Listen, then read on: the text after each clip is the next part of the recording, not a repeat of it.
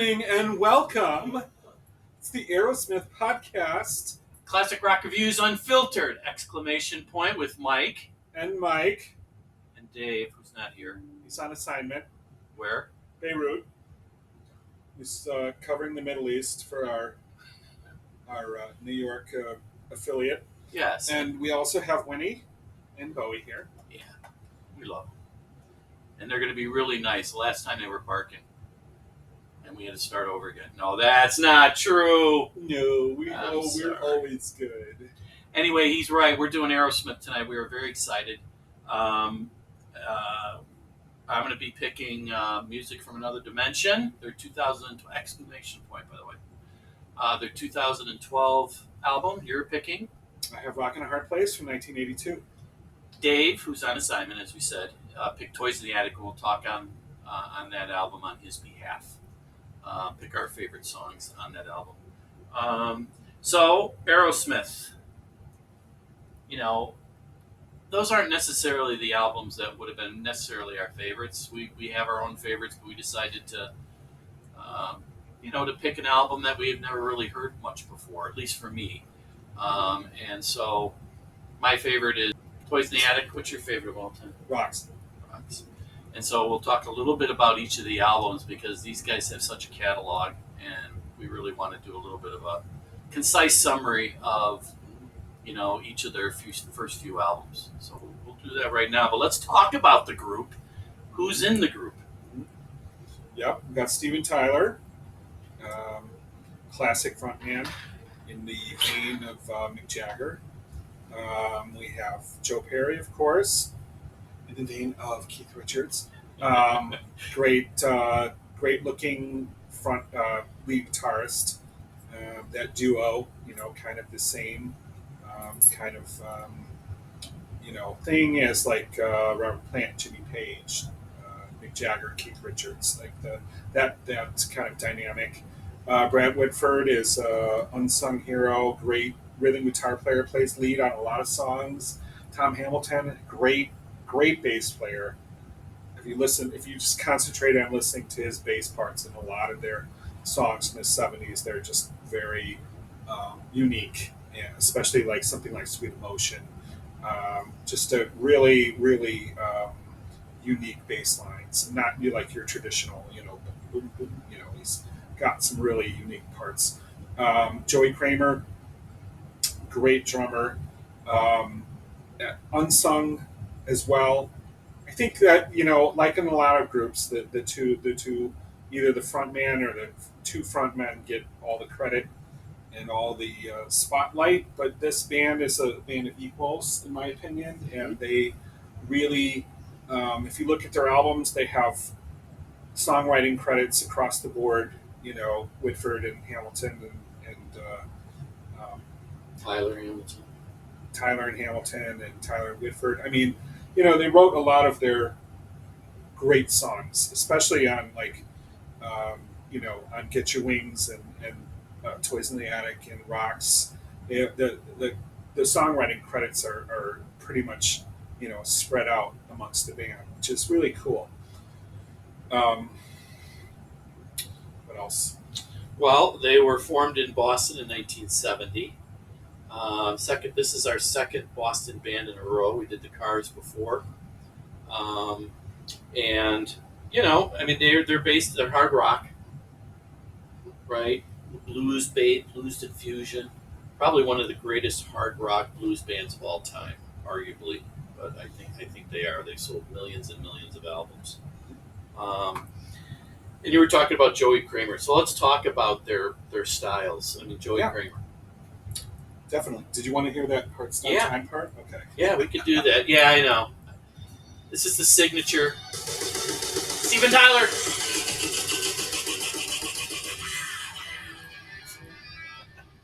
Yeah. That's Steven Tyler that's kind of his. And I wish I could say.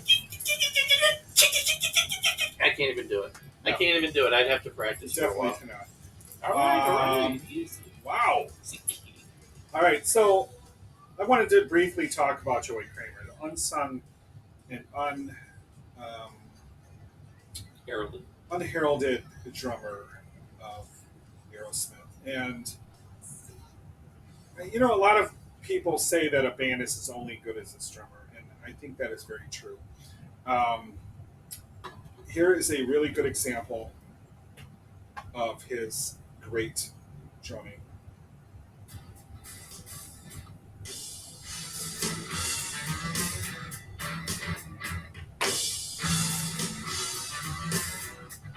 Yeah, he's playing the offbeat. Hamilton is on the great rhythm section. Yeah. The hi hat part,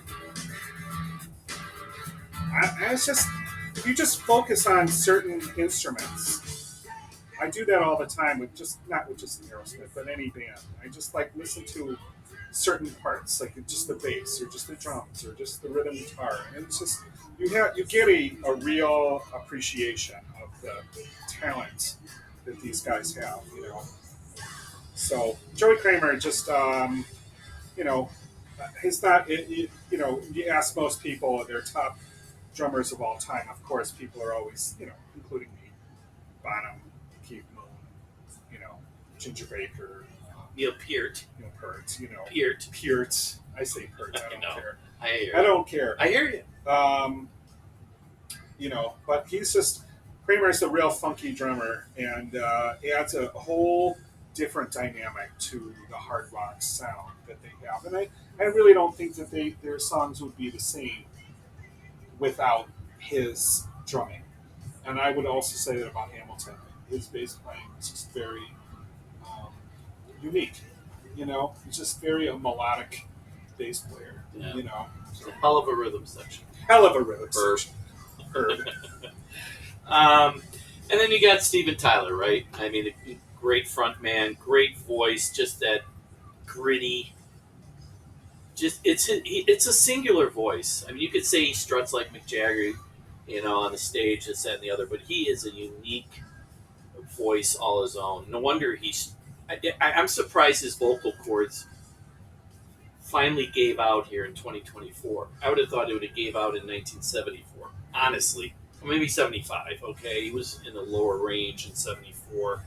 But it's a unique sound.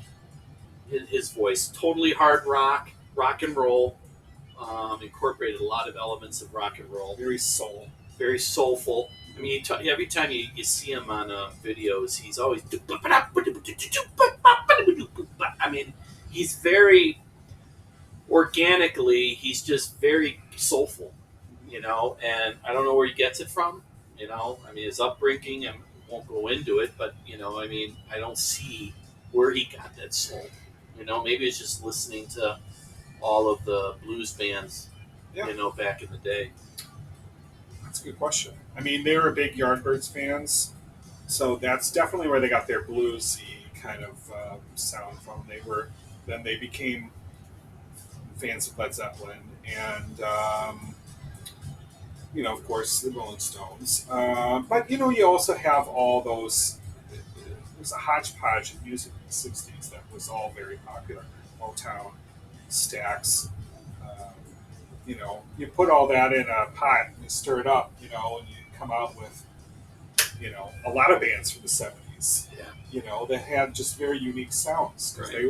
Everybody's influenced by somebody. You have all these different influences. You put them in a pot, and that's what you come out with. You know. Yeah.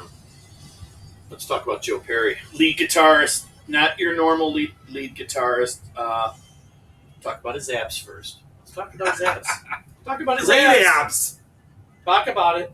Show it. Like, you know what Al Pacino says, great ass, right? I would say that about Joe Perry. Great abs. Look at that. That's 1974. Look at those abs. 2024 on their farewell tour, there was video of their concert. He's got to be over. He's in his mid-70s. Got to be, I think. And his abs look as good in 2024 as they did in 1974. But I digress. If you like him so much, why don't you be me? I would love to. That's gone. That ship has sailed.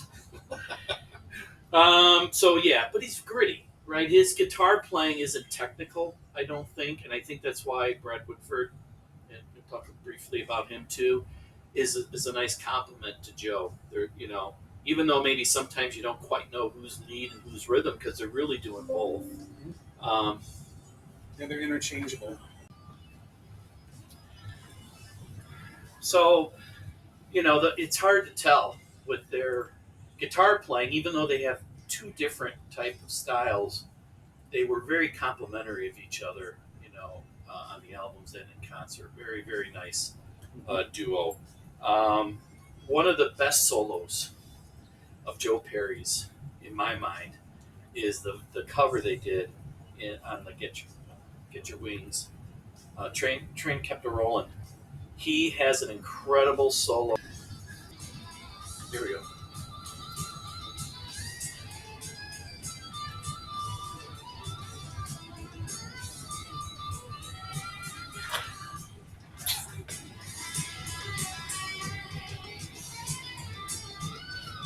Yeah.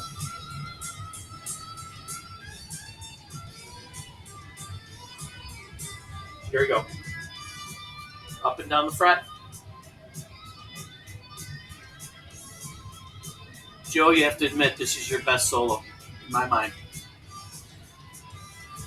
All right. Thank you. Good song. Yeah. If you've ever heard the Yardbirds version of this, I don't know if the Yardbirds wrote it, but they made it popular in the '60s. I don't know if they wrote it. I'm not sure, but it's like so lame compared to this.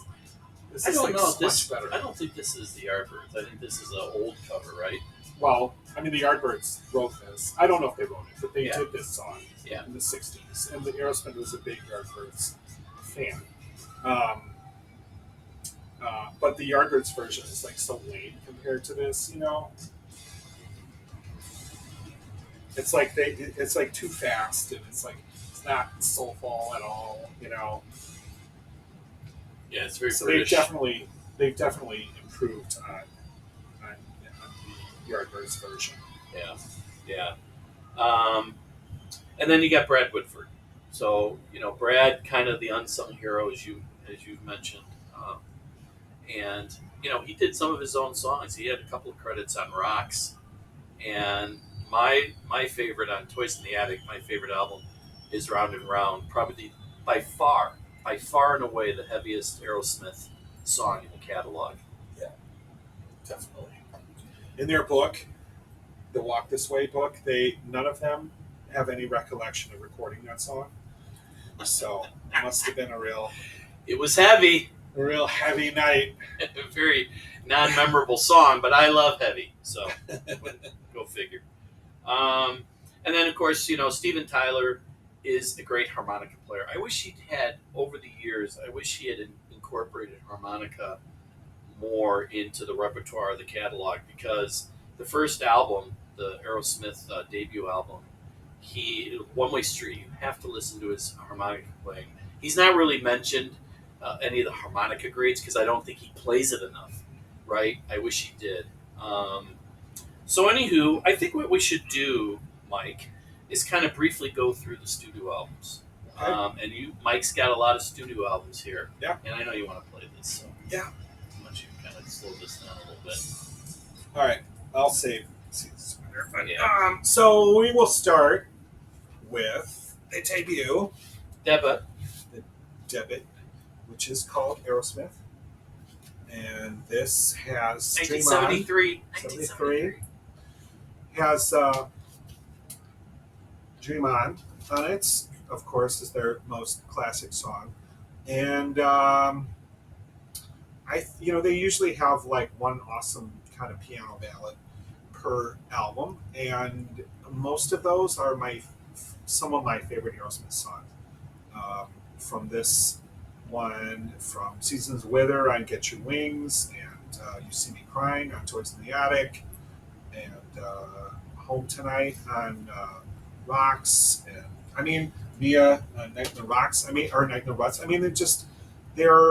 They have such a varied kind of sound. They can play anything. Right? Yeah. You have a lot of real funky songs. They have a lot of real piano ballads, power ballads. They have a lot of super pop hard rock songs, and then a lot of pop songs later on. Yeah. I mean, they're very talented as a band. They kind of span um, the spectrum. One of my favorite songs from this album is called "Walking the Dog," which is a cover of a artist. I can't remember the guy's name. It's like Rufus something or another, who was recorded for Stax. And my brothers and my mom and I went to Memphis this summer, and this is from the Sun Studio, which is in Memphis. But we also went to the Stax studio, and which is great because that's where like Isaac Hayes recorded, and just a bunch of like awesome songs that stood the test of time are all recorded in this particular studio, including "Walking the Dog," and Rufus Thomas is the guy's name. And if you watch the Texas Jam '78 video, which you can find on YouTube, they play "Walking the Dog," and it's just awesome. And it's at the Cotton Bowl with 100,000 people or something, and it's like Ted Nugent and Hurt, and Mahogany Rush, I think, and Foreigner, and it's like 110 degrees on the field, and they play "Walking the Dog," and they just all look awesome.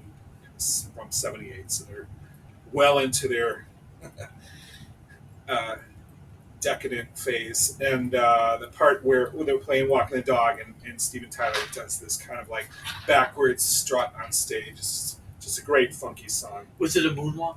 It kind of was in a way, yeah. You know, Michael Jackson picked up on he that. doesn't get the credit for it, but he doesn't. should. Well, that's awesome. Well, let's talk about their next album. And everyone says like sophomore albums aren't as good as their first one. Wrong on this case. Yeah. Definitely. Get Your Wings, 1974. Mike's got the album for us. Get Your Wings. Awesome. This has a lot of their most famous songs on it. Train Kept a Rolling, which we talked about. Same Old Song and Dance, which you could probably pretty much hear on the sorry, on the radio just about every single day if you wanted to. Some deeper tracks: Lord of the Thighs, Spaced, Woman of the World, Pandora's Box, Seasons of Wither, which is my favorite. Me too. We actually both have a favorite song on an album, and his probably This is my favorite all time of theirs. So this is it fades from Train Kept a Rolling, so I'll just skip that part. But it's great. It's amazing atmosphere to this song. Great lyrics. It just kind of sets a whole scene. You can just picture it, So, quick story about this album or this song. So, when my wife Nikki and I first started dating, it's about 1994. We went to our friend's college, Karen Martin, shout out, and we went to a bar, and there was a cover band playing a bunch of different songs, and played this song, and this is my favorite Aerosmith song, like I said, and this is probably one of like super deep track, right? You never hear this on the radio. And I like being myself, if you know me. I got so excited, and I was like, oh my God! I was like jumping up and down, and making a fool of myself. And because I was so excited they were playing this song, because I love this song. And it was like so surprising, And they were like, okay, thank you, sir. Please. Kind sir. Calm down. So, security was like, drink some water. Yeah, you're like, drink some water, sir. So, anyway, funny story. And they played it very well. Yeah. Great, amazing song. All right, So we're going to skip 75 because you and I are going to do Toys in the Attic. That's our favorite song and such. Let's go to 76, the Rocks. And I'm going to tell you, these first four albums are amazing. I think you could probably stack them up against any hard rock Rocks. band. Absolutely. Talk about that one. This amazing, great pictures too. Um, this happens to be my favorite Aerosmith album. This came out in '76. You know, they hit the big time with Toys in the Attic and Walk This Way and Sweet Emotions, and this was the follow up. It's a little grittier.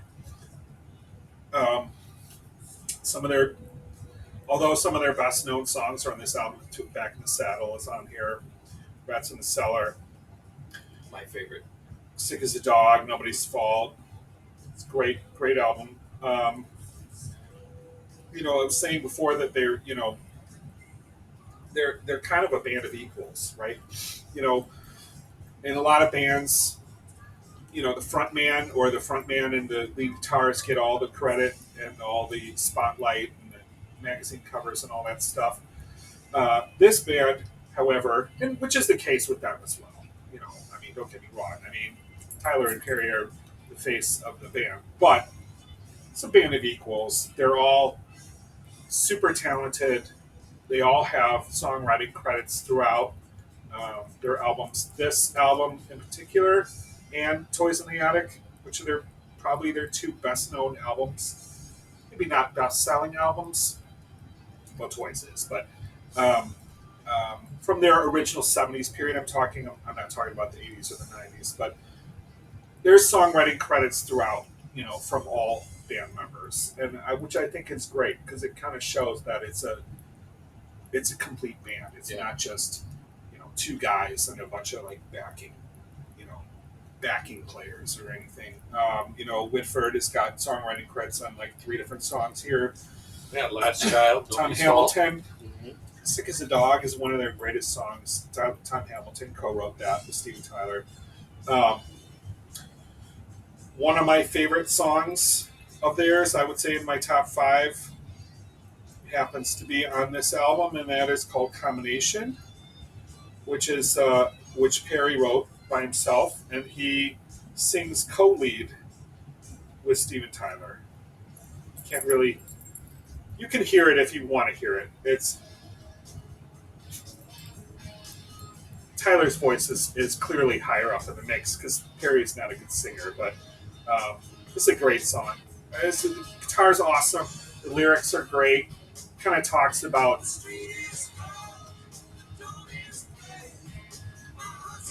Yeah, he's got the lower register. Yeah, maybe the melody. You can hear the lower part. You can. Yes, He's got the melody. It's very monotone. It kind of the lyrics of this song kind of deal with like their kind of just their being on the road, basically. That kind of tale, one of the lyrics is like walking on Gucci, walking on Gucci, wearing Yves Saint Laurent.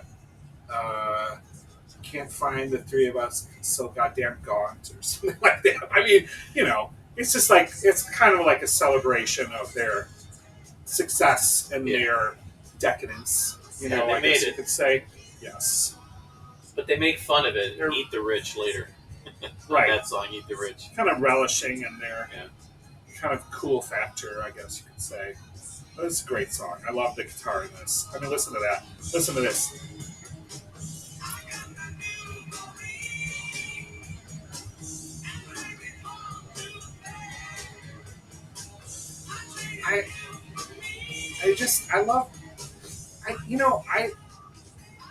I listen to music and I get so like excited about the tightness of a band, like just like how they're so well rehearsed and so like a machine. You know what I mean? These songs. I mean, I don't know. I get emotional about it. I'm getting verklempt right now, but I mean, we're going to be using verklempt on many of these podcasts going forward. We were emotional guys. We're emotional. We like music. We like to talk about music. It means a lot to me. I get like chills and I get goosebumps when I listen to these songs because it's part of my life, My favorite is Rats in the Cellar. Rats in the Cellar is amazing. This whole album is fucking awesome.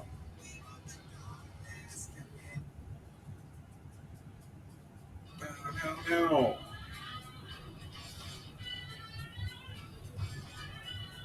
Great. It hooks you right away. Yep. So that is their 76 album, Mike's favorite, and I would say that's a triumvirate right there. Or, well, quad, right? I think the original album in 73 didn't get a lot of love. They didn't sell a lot at all No. on Not the original one. No. And so, Get Your Wings was better, Toys in the Attic even greater. I mean, they just, like a lot of great bands, right? They're in the Rock and Roll Hall of Fame. They got better as they went along. They didn't settle. They didn't rest on their laurels. So that's a great album in '76. Let's go to Draw the Line in '77, shall we? Draw the Line. Great cover. Caricatures. Look at this. It's from a favorite or a famous artist, Hirschfeld. Oh, drew a lot of Hollywood drawings and Broadway drawings and See what things the like time that. is while you're at it. It's at 1812. Oh, definitely. So I wanted to show you this. I drew this picture in I want you to concentrate on the paper. 1982. It's like the Declaration of Independence. I know it should be in a. I should be behind glass. It should be in an institution or a museum. That's pretty good. That's 12. Awesome. Look at that. That's beautiful. I think Age 12. I think my favorite on here is Whitford. I think that's like my. That's it's awesome. It's like one of my greatest works. So anyway, little fun fact and quick story about Aerosmith. I'll just tell you that I got into Aerosmith when I was about 7, I suppose, and my cousins. I've talked about them on other podcasts. Dan and Todd and Tim Buchanan. Big influence on me when I was a kid. Super cool. They're like, 4, 6, 8 years older than me, something like that. And my mom and my Aunt Karen are super close, and so we used to hang out together all the time at two families. And my cousin Todd's room, my cousin Tim's room was all decked out in Zeppelin, right? And Zeppelin and the Beatles are my favorite bands, and so Tim definitely influenced me in that area. And Todd, who's I don't know if he's like 3 years older than me, something like that. Huge Aerosmith fan, huge Ted Nugent fan, and his room was all decked out, like half Aerosmith, half Ted Nugent. I love Ted Nugent's music, not his personality, so just be aware of that. But I just remember kind of just staring at these posters in my cousin's rooms and just being so enamored and just just awesome. And so I remember when I had Christmas money or something when I was about 11 or so, and I said, which I want to buy an Aerosmith album. Which one should I get? And they all said, Get Your Wings, which is amazing, and I should have bought that one. I didn't, though. I did buy Draw the Line because that cover. I mean, look at that cover. It's so great. How can you not want to have that? It's like a work of art. Talk about the songs. Oh, the songs. This is a great album. It's not one of their most acclaimed albums, but it has kind of like the mix. If you listen to the mix of the album, it's just really low. It's just like a really muddled kind of sound, like a lot of the criticism that a lot of people had about Exile on Main Street by the Rolling Stones. It's like a real kind of muddled sound. It's I don't know. I don't know. It's like the vocals aren't high enough or something like that. It's kind of messy, but there's amazing songs on here. I mean, popular songs and great deep tracks. Draw the Line, of course, is Great one opener. a staple. Um, Kings and Queens, another staple. But then you have other like deep tracks that are amazing on here. I Want to Know Why, Critical Mass, Get It Up, The Hand That Feeds, Sight for Sore Eyes. It's almost the whole album. I love this album. Um, when I was trying to pick what album I was going to do for this podcast as a focus, it was between this one, Night in the Ruts, and Rock in a Hard Place, and three of my favorite albums of theirs. Um, so, just great album. Not one of their most critically acclaimed ones, but still great though. All right, let's head to '79 when things get a little Night in where the the band Ruts. kind of turns a little bit. Talk about it. Yeah, this is Night in the Ruts. Another cool cover on the back. Another also cool. On the rock, you can see it. They have the N crossed out in an R there, so it's supposed to be like right in the nuts, which apparently is what they wanted to call it. Um, this is a really good album, and however, Joe Perry left during the recording of this album, and he only plays on like 3 songs or something like that. Common theme of theirs from the 70s is that they took forever to record their albums, just, because of drugs and what have you. Um, so recording sessions would go on for months and months and months. And so, they had a tour booked. The album wasn't finished, but they had the commitments of the tour dates, were already booked. So they had to go on tour. They were pissed about that. Apparently, they were pissed because Tyler hadn't done his vocals yet, kept delaying it, wouldn't show up, all those kind of things. Um, you know, and that's a big problem when you have, especially in the '70s, you're touring to promote the album, right? So the sales of the album is tied to the tours. It's kind of different now. It doesn't make any difference now. Nobody sales of albums don't mean anything anymore. But back in the '70s and the '80s, they did for sure. Um, um, so I guess there was a lot of. If you read the book, Oh, I you have stole it. that. I stole it. The Walk This Way book is the autobiography of Aerosmith, told by all 5 members and their Jack Douglas and their manager and their wives, ex-wives. Amazing, amazing book. You have to read it. It's like all the dirt that you want to read about a rock group is in there. Um, but apparently, there was a lot of tension was building between Steven Tyler and Joe Perry, and Joe Perry's wife. Steven Tyler didn't really like her, you know, kind of in the same way that the Beatles with Paul and John and Yoko, that kind of dynamic. You thought they would have learned. Yeah, that there's some jealousy. Who's this new girl that's stealing my best friend's attention, all that kind of thing. Same similar to Paul and John, and I guess a lot of tension was building on the tour. Famous incident.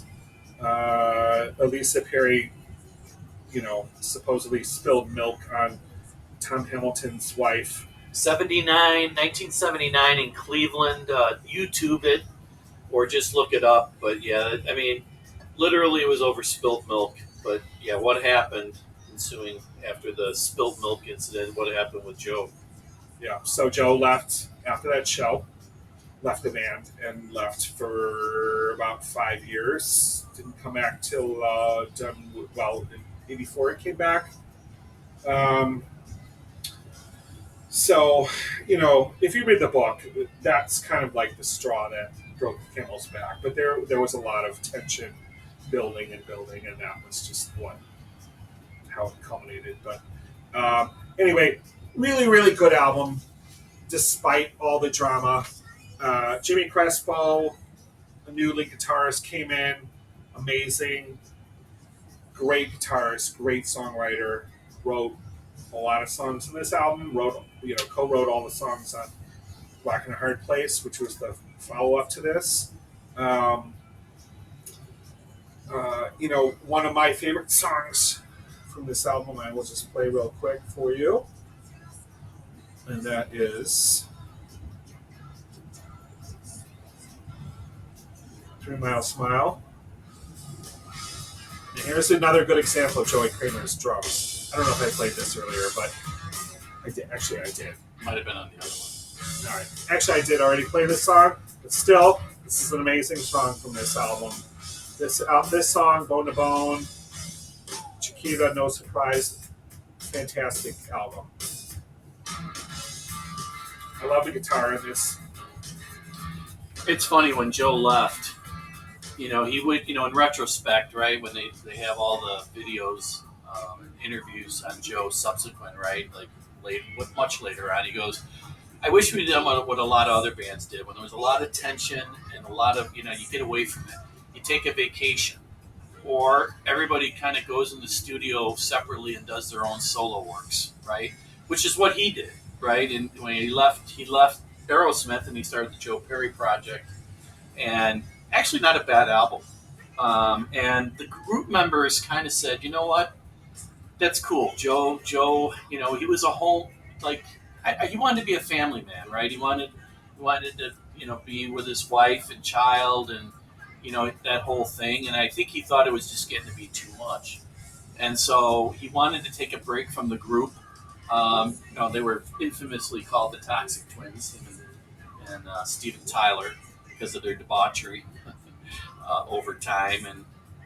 But I think in retrospect he would have said, "Listen, we do our own stuff for a little bit, and then we'll come back stronger than ever." But back then when you're in your 20s and you got women and other responsibilities that creep up, you're a little bit immature, and so it ended up working out just fine. Right. And it's a common tale of bands. If we had just taken some time off, you hear that all the time.